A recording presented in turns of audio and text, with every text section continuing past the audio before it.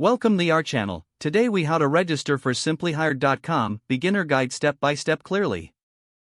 Open your web browser and go to simplyhired.com. On the home page, look for the sign up or register button, typically found in the upper right corner. Click on the sign up or register button. You will be directed to a registration form. Begin by entering your email address in the designated field. Create a password that is secure and meets the website's requirements.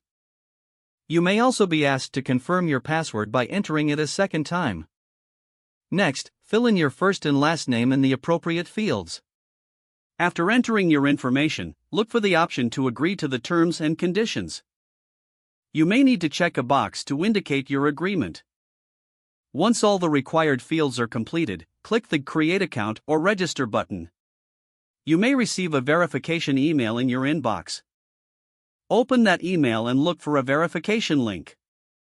Click on the verification link to confirm your account. Return to simplyhired.com and log in using your new account credentials. You are now ready to start using Simply Hired to search for jobs. Take a moment to complete your profile if prompted. This will help improve your job search experience.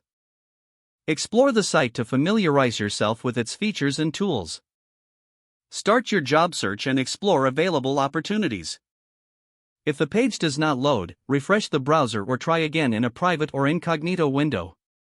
Make sure you are using the correct email address, then retype it carefully to avoid small typos. If your password is not accepted, use the reset option and create a new strong password you can remember. Check your spam folder for verification or security emails, then complete any requested confirmation steps. Enable two-factor authentication if available to improve account security and reduce unauthorized access risk. After signing in, review your profile details so your contact information and settings are accurate and current. If you see an error message, note it down and try again after restarting your device and internet connection.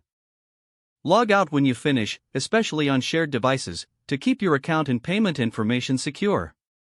Don't forget to like this video and subscribe to our channel for more step-by-step tech guides.